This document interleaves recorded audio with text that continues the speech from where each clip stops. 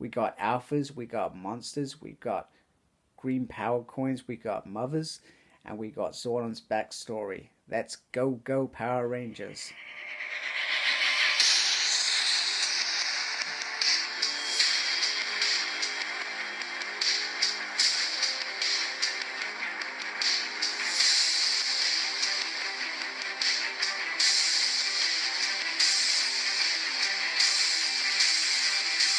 Hello and welcome to a Smurd video, and today we are looking at Go Power Rangers issue 18 from Boom Studios. And on the front cover we have a nice picture of Golda and the Rangers are chasing him. Okay, here are the creative team for this issue.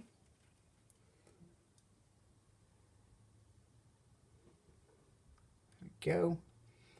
And Ryan gives us more backstory to Zordon, and basically the universe is dying, and apparently it's Zordon's fault, and Master Vile is the one delivering the whacking blows. Now, do you remember the issue where the episodes with Masked Rider? Well, this is King's Lexion, so he's on the planet. I'm not even going to try and pronounce that, but because I know I'm going to get it wrong. And pretty much he's saying that, you know, we're losing, but that does not mean we've lost a war, and he's put it down to some mistakes that he's made. However, King Lexington says, I've got a solution for you, and you can't win this war basically by yourself, and he builds him an alpha, just like we found out that Lex the Masked Rider, I can't remember if that's his exact name, he built the Alpha 5 for him. So makes sense for these guys made this original Alpha. Okay, so back in the now, and they're finding this crazy monster in the museum. Zach's not coming up with any funny jokes. However, the monster is. He's going to swat him back to the Stone Age. So Trini and Jason get knocked off. Alpha 1 does a scan of the monster and realizes that blasting him may be the solution to it. And he says by doing this that you can defeat him with one big blast. So they really did this in the series. So it's nice to see that we've got some of that in here. And they do the whole blast thing together. And, well, kaboom. That is pretty damn cool. Meanwhile, Rita is talking to her mum and trying to convince her who she is, and eventually she realizes who she is, and she's glad to see her daughter safe. That Zordon kept his promise. However, Rita sees that an opportunity to manipulate her mum by saying, I've got the green power coin, however Zordon's gone, and how do I activate this? And she said Master Vile is on his way to take over the universe. Meanwhile, back on Earth, Alpha meets Alpha, and Zordon says he's an old friend. And Alpha calls him Master, so I guess he was back then Master, etc. So, and it's clear that he's the first Alpha. And basically we discover what happened to the Alpha. So, Alpha 1 was quite a battle tech, and he was failed. Basically there was what seems to be a trap set up by Master Vile, and Zordon couldn't find his friend, who managed to escape slightly, but was picked up by this spacecraft here. I wonder who's in there. However, eventually he found his way back to aid his master again. However, Zordon agrees as long as he stops calling him Master.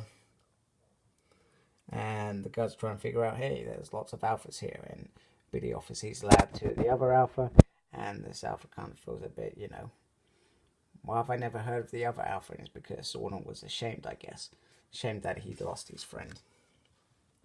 So meanwhile, Trini sees the guidance counselor, and she starts talking about a personal matter, and she puts it in a way that it's about an old employee joins the juice bar with the new employees. So she starts talking about how her and her friends kind of disagreed. You know, she says that Alpha's been on this planet for a long time. She's clearly been watching us. Isn't that a bit suspicious? However, they all seem to dismiss it, as they see it as perhaps an opportunity for them to have a life with Alpha in the mix. So pretty much the guiding counselor gives her kind of views on it, which could be around her resisting the change, and Trini disagrees with that, but she says it's probably more like the fact that somebody that she values did not support her. In fact, none of them supported her views or anything she had to say, which, not saying that happened in the show, but when did Trini ever get any kind of support in there? Probably never really. But then again, we probably didn't have as much depth to those characters as perhaps we could have if it was shown now. We'd probably get more depth to those characters. Although Sanat Saban's or Nick, whatever's Power Rangers nowadays, they don't really have much of anything going on. I still watch them, but I'm not greatly impressed. So Rita's back. She's all excited. She's discovered that to release the power coin, she needs to find somebody worthy to unlock the coin for her. And she's telling them to all get ready and start searching. Meanwhile, Mommy Dearest is perhaps going to hint that she's been manipulated. This is quite fun. The two alphas having a conversation. And basically he says, you know, you're like my grandchild. And have you been testing Bell? He's like, no, I'm not really a fighter, etc. And he's saying, you know, us together, we could be a formidable force. I mean, look at all the crazy weaponry he has got going on there. And he's saying, you know, no longer alone, and we're going to turn this whole war around, and we're going to start saving the rest of the universe as well. So Rhea's mum comes to have a conversation with her, and she realizes that she's been lied to her, and Rhea says, well, maybe I'm much like my father. When I first started reading this issue, I was kind of thinking that maybe Master Val just stole her and kind of was an adoptive father rather than an actual biological parent, but clearly he is a biological parent. Good old Master Val, 3 skulls, hey? He must have maybe been in a different form or something to trick her. So Mother Dearest decides that it's her responsibility to stop her. There's that awesome shield that I'm digging, and it's very, very cool.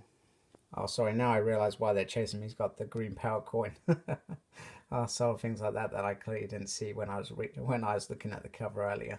I'm really liking this art. I'm liking how it's shaping. The trouble is there's so many spoilers in the world. We already know where the direction where this is going with Go Go Power Rangers forever. So I'm not going to share that on here. But, you know, sometimes learning about stuff is quite frustrating. Also learning that the Green Ranger is going to join this team afterwards as well is a bit irritating. Especially how well this has been led up. I thought they were going to do the Green with Evil. I would love to see a comic adaptation of that series, because it could be slightly different to what we had in 1993. You know, they could give us a little bit more. They could run it over maybe 10 issues. It doesn't have to be massive, but, you know, enough so that we're all pumping for it. But instead, we're going to get the Green Ranger already with the team, and more new stories with him. And then, you know, obviously he's already been in Mighty Morphin Power Rangers quite early on. After he was freed, he was in Mighty Morphin Power Rangers. So I don't know whether they're jumping right forward past that Shadow Grid arc after that. All I can say is I just feel a bit disappointed, because I'm loving this original 5, the storyline. I'm loving how this is running. I would have loved it to end with Green with Evil.